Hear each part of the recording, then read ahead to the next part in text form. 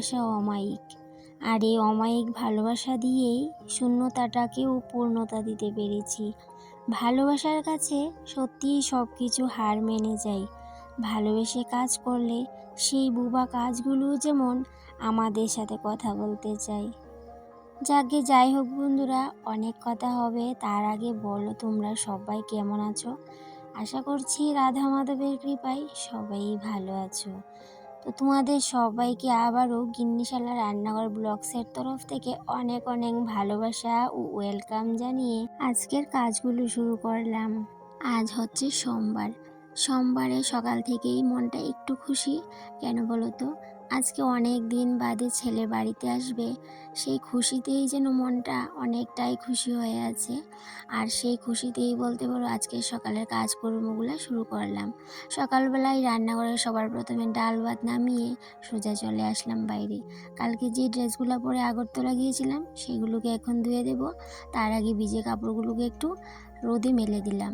এদিকে হাজব্যান্ডের শ্যুটটাও মেলে দিলাম। গতকালকে যখন ডক্টর দেখাতে গিয়েছিলাম, ডক্টর বলছিল কালকে থেকেই যেন থেরাপিটা শুরু করে দিই। তো যেহেতু কালকে কোনো প্রিপারেশন ছাড়াই গিয়েছিলাম, তারপরেও শুরু করে দিয়েছিলাম থেরাপিটা। তবে থেরাপি বলতে সেই রকম থেরাপি বলতে ব্যায়াম বা সেরকম কিছু না।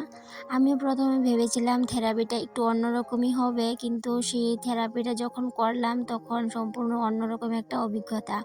যেহেতু আয়ুর্বেদিক ডক্টর, সম্পূর্ণ আয়ুর্বেদিক ঔষধ দিয়ে জড়িবুটি দিয়ে থেরাপিটা করতে হলো। প্রায় 2 ঘন্টার মতো থেরাপি করতেই সময় লেগেছে। এই যে একটার পর একটা নানা রকম ঔষধ দিয়ে, তেল দিয়ে, মানে এত সুন্দর করে ম্যাসাজ করে কোমরটাকে এত আরাম দিয়েছিল, ভীষণ ভালো লেগেছিল। তবে অনেক পেশেন্টের সাথেই কথা বলে বুঝতে পারলাম যে ওদের যেই থেরাপিটা করা হয় সেটা নাকি প্রত্যেক দিনই করতে হয়।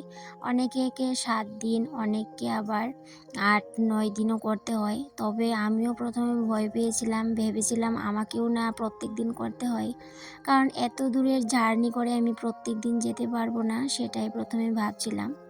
পরে যখন ডক্টরের সাথে কথা বললাম যে যেহেতু আমি অনেক দূর থেকে গিয়েছি, তো প্রত্যেক দিন তো যাওয়া সম্ভব না, সেই জন্য ডক্টর বলল প্রত্যেক সপ্তাহে একবার করে যেন গিয়ে থেরাপিটা নিয়ে আসি, আর সাথে যেন চেক আপটাও করে আসি। এত কিছুর মাঝেও যেন অনেকটা শান্তি পেয়েছিলাম যখন ডক্টরের মুখ থেকে শুনেছিলাম যে আমি সম্পূর্ণভাবে ভালো হয়ে যাব।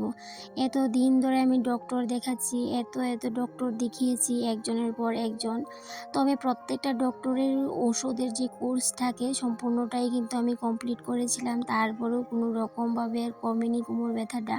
যে সাময়িক যদি একটু কমেছে, তারপর কিন্তু আবার শুরু হয়ে যেত। তো এবার যখন এই ডক্টরের মুখে শুনেছি যে সম্পূর্ণরূপে আমি ভালো হয়ে যাব, তখন সত্যি আমার না ভীষণ বিশ্বাস করতে ইচ্ছে করছে। তবে দেখা যাক, আর আমি ট্রিটমেন্টটা পুরোটা করে নিই, তারপরে তোমাদের সাথে শেয়ার করব। তোমাদের সাথে আমার ডক্টরের গল্প করতে করতে এদিকে ছেলেও বাড়িতে চলে আসলো। ওকে একটা গাড়িতে উঠিয়ে দিয়েছিল, তো আমাদের এই পাড়ার একটা ছেলে ওর গাড়িতে উঠিয়ে দিয়েছিল, তো ও এখন নামিয়ে দিয়ে গেল। আর এদিকে দেখো বাড়ি থেকে কি কি দিয়ে দিয়েছে। তো সকালবেলা ফোন করেছিল লাউয়ের ডুগা পাঠাবে কিনা, তো আমি বললাম কোমর ব্যথা নিয়ে কে লাউয়ের ডুগা বাজবে। তো এই ডুগা সবজি কাটাও কিন্তু ভীষণ কষ্টকর আমার জন্য, যেহেতু কোমরে ভীষণ প্রবলেম।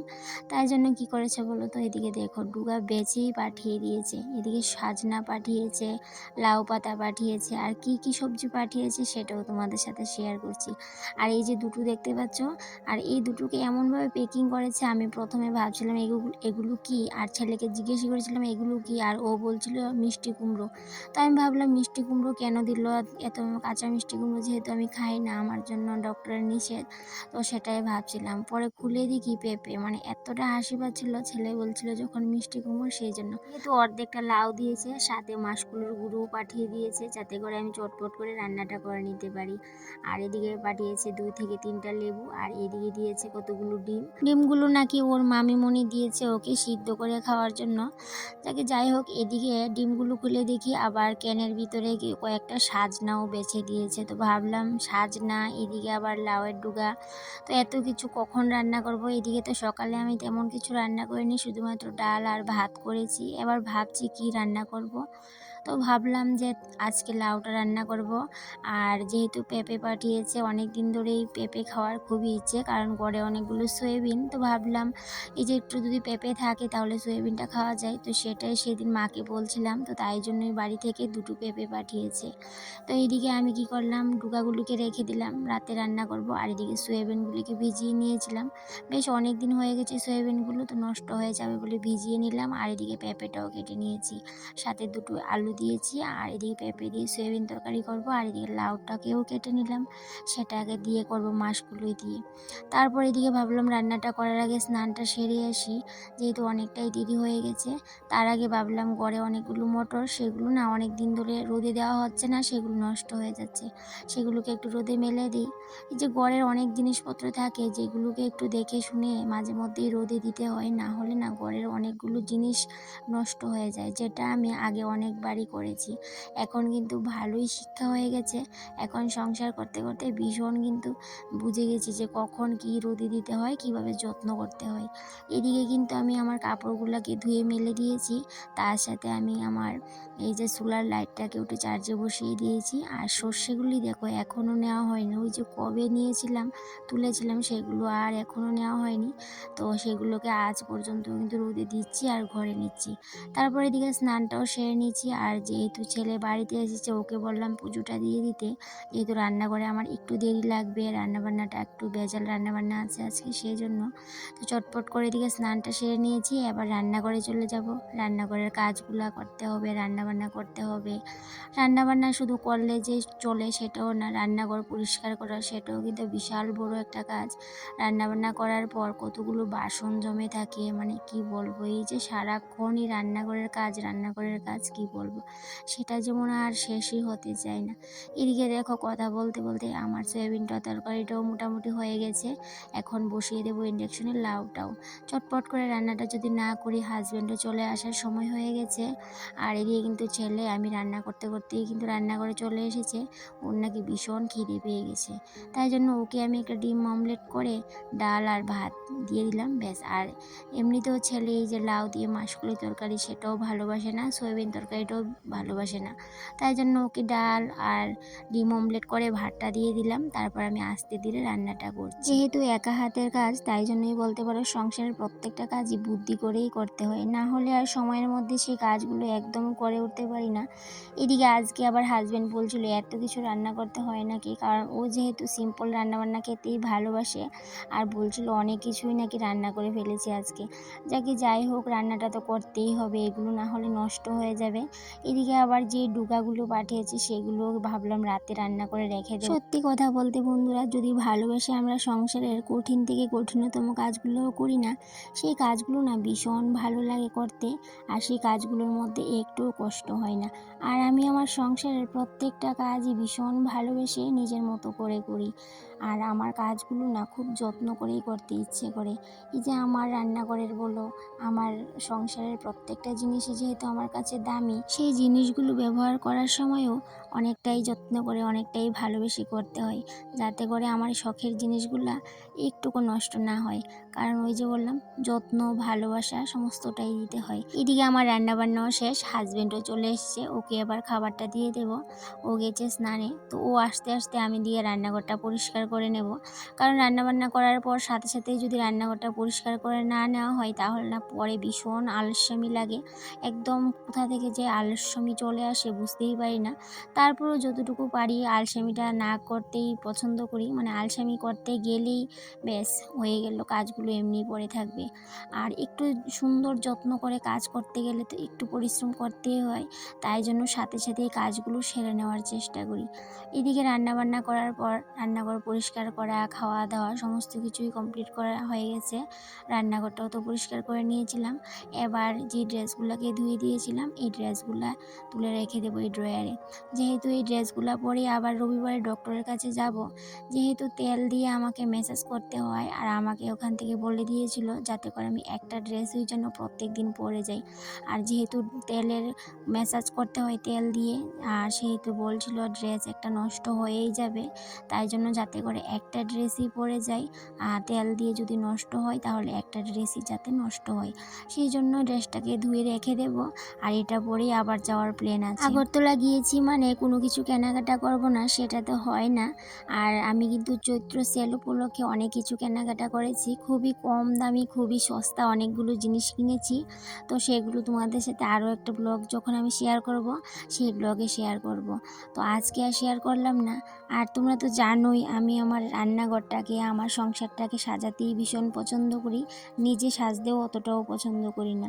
আর এইভাবেই আমি একটু একটু করে দামি কম দামি জিনিস দিয়ে আমার মনের মতো করে আমার নিজের সংসারটাকে সাজিয়ে নিতে পারবো ভাবতেই পারিনি। আমার প্রথম যখন আমি সংসার করেছিলাম, বিয়ে হয়ে এই বাড়িতে এসেছিলাম, কোনো কিছুই তেমনভাবে ছিল না। আর এখন ছোট বড় অনেক কিছু নিজের হাতে করে যখন কিনেছি, আর সেগুলো দিয়ে সংসারটাকে আস্তে আস্তে করে সাজিয়ে নিয়েছি। আর এখন না ভীষণ ভালো লাগে, সংসারটাকে দেখলে ভীষণ মায়া লাগে। তো যাকে যাই কিছু আমি চৈত্র সেলে কিনেছি, খুবই সামান্য দামের কয়েকটা জিনিস নিয়েছি, যেহেতু ডক্টর দেখাচ্ছি অনেক টাকা পয়সা এমনিতেই খরচা হচ্ছে, সেই জন্য আর তেমন দামি কিছু নিলাম না। তো কী নিয়েছি সেটা আমি পরের ব্লগে তোমাদের সাথে অবশ্যই শেয়ার করব। আর এইভাবেই বলতে পারো সংসারের জন্য টুকিটাকি কেনাকাটা করে নিজের সংসারটাকে একটু সাজিয়ে রাখতে ভীষণ ভালোবাসি আর ভীষণ পছন্দ করি। এদিকে তোমাদের সাথে গল্প করতে করতে আমার রুমটাকে কিন্তু পরিষ্কার করে ঝাড় দিয়ে ভালো করে মুছে নেব, কারণ প্রত্যেক দিন যে কাজগুলোকে আমার বিকালে করতে হয় সেই কাজগুলি তোমাদের সাথে আজকে শেয়ার করলাম। তবে রান্নাঘরে আজকে তেমন কোনো কাজ নেই, সামান্য একটু জল তুলবো আর টুকিটাকি কিছু কাজ আছে সেগুলো সারবো, যে কাজগুলো আমাকে প্রত্যেক দিন বিকেলে করতে হয়। জানো তো বন্ধুরা, গত ব্লগে একজন দিদিভাই আমাকে কমেন্টে বলেছিলে, তুমি বলছিলে তোমার কাঁচা বাড়ি, তোমার তো পাকা বাড়ি, তোমার রাস্তাটাই শুধু কাঁচা। তো দিদিভাইকে আমি কমেন্টে যদিও উত্তর দিয়েছিলাম যে দিদিভাই তুমি লক্ষ্য করলে হয়তোবা দেখতে পারবে যে আমার ঘরটা মাটি। পাকা বাড়ি বলতে শুধুমাত্র এই ছোট্ট রুমটাই আমার কাছে পাকা বাড়ি, আর একটাও কিন্তু আমার পাকা ঘর নেই। আর যেই ঘরটাতে আমি সবসময় থাকি সেই ঘরটা হচ্ছে মাটির। যদি আমি তোমাদের সম্পূর্ণ ঘরটা দেখাই তাহলে বুঝতে পারবে ঘরটা এতটা নষ্ট হয়ে গেছে, তারপরে এই ঘরটাতে আমি থাকি। আর এই ঘরটা বহুদিন আগের ঘর, যেহেতু আমার শ্বশুরমশাই থাকাকালীন এই ঘরটা। আর এখনও পর্যন্ত আমরা যেহেতু ঘর বাড়ি করিনি তাই জন্য এই ঘরটাতেই এখন পর্যন্ত আমাদের থাকতে হচ্ছে। সেটাকে একটু মানুষের মতো করে নিয়েছিলাম। আগে তো আরও ভীষণ খারাপ ছিল, সেগুলোকে আমি আস্তে আস্তে করে একটু একটু করে নিচে থাকার মতো করে নিয়েছিলাম। তাই জন্য তোমরা আর বুঝতে পারো না সেই ঘরটা মাটির নাকি পাকা বাড়ি। শুধুমাত্র ফ্লোরটাই পাকা আর বারান্দাটা একটু পাকা করেছিলাম। প্রথমে ভেবেছিলাম এই মাটির ঘরটাতেই আমরা সবসময় থাকবো, আর গ্রিল করার ব্যবস্থাও করে নিয়েছিলাম ওই ছেলে যখন ছোটো ছিল তখন। তারপর আস্তে আস্তে যখন দিন গেল, মাস গেল, বছর গেল, তখন বুঝতে পারলাম সেই টাকাগুলো না শুধুই আমরা নষ্ট করেছিলাম। কারণ এখন তো ইচ্ছে যে এই ঘরটা ভেঙে ফেলার। দেখি রাধা মাধবের কৃপা হলে করব ঘর, আর যদি রাধা মাধবের কৃপা না থাকে করব না, তাতে আমার কোনো দুঃখ নেই। আমার এই টিনের ঘর, আমার এই ছোট্ট একটা পাকা রুম আর এই ছোট্ট মাটির ভাঙা ঘরটাই আমার কাছে ভীষণ পছন্দ, ভীষণ সুখ স্বাচ্ছন্দ্যের। এই সংসারটাতেই আমি ভীষণ খুশি, কারণ আমরা যতই চাহিদাটা বাড়িয়ে নেব ততটাই অসুখী থাকবো। আর আমি অসুখী থাকতে একদমই পছন্দ করি না। আমি চাই সবসময় যাতে করে আমার মাইন্ডটা ফ্রেশ থাকে, আমি হাসি খুশি থাকতে পারি। আর চাহিদা বলতে তেমন কোনো আমি চাহিদা নেই, যখন রাধা মাধবের কৃপা হবে দেবে, আর কৃপা না হলে দেবে না, তাতেও আমার কোনো দুঃখ নেই। কথা বলতে বলতে নিজের অজান্তেই নিজের মনের কথাগুলো কিছুটা তোমাদের সাথে শেয়ার করে নিলাম বন্ধুরা। তোমাদের সাথে গল্প করতে করতে বিকেলের কাজগুলো আমার কমপ্লিট হয়ে গেল। এবার চলে যাব বাইরেও কিছু কাজ আছে সেগুলো সারবো, তারপরে সন্ধ্যাবাতি দিতে হবে। এদিকে ছেলেও যেহেতু বাড়ি এসেছে, ওকে কিন্তু ওর সাথে সারাক্ষণ চিৎকার করতে হয়। তো যাই হোক, এখন এই সারাদিন বকবক করতেই থাকবো। এতদিন পর্যন্ত ছেলে বাড়ি ছিল না, আমি কিন্তু বকবকও করতে পারিনি।